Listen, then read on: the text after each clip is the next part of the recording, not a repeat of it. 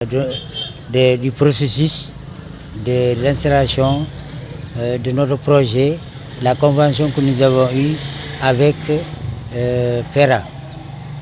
FERA tout à l'heure, comme le superviseur l'a dit, c'est un fonds d'entretien routier que nous avons eu à travers l'AGETIP. Bon, maintenant, ce projet a servi à quoi? Au départ, on nous avait sélectionné, donné un nombre de 30 personnes, dont 28 fixes et 2 superviseurs. Donc, le nombre, ça faisait 30. Bon, après les procédures administratives et tout, aujourd'hui, nous avons entamé le travail.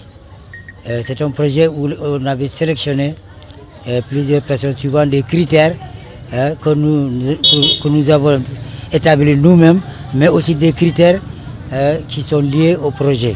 Parce que vous savez, chaque projet vient avec ses objectifs, ses cibles, ses critères, etc. Donc on est parti de ça jusqu'à sélectionner 30 personnes qui sont aujourd'hui. Nous pensons qu'ils ont été très bien choisis de façon démocratique, mais aussi sans faute. Donc nous sommes à cette étape-là.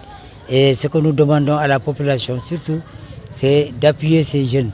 Parce que c'est un projet qui est là pour lutter contre l'insalubrité d'abord, c'est la première mission, mais aussi pour donner du travail aux jeunes. Parce que toute la politique de l'État aujourd'hui, c'est le Khéindaoui.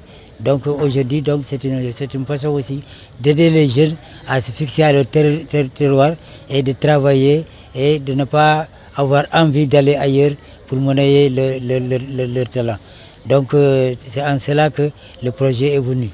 Bon, nous demandons l'appui de la population, surtout pour ces jeunes-là.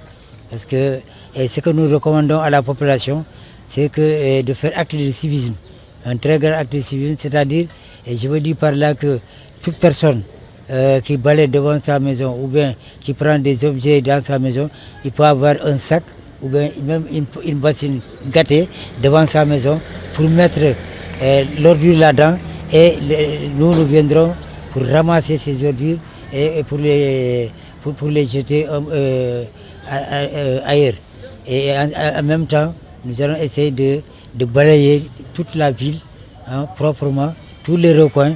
Bref, en nos mots, nous voulons que la ville de Koussanar soit aujourd'hui un modèle dans la région, mais aussi au modèle même au Sénégal.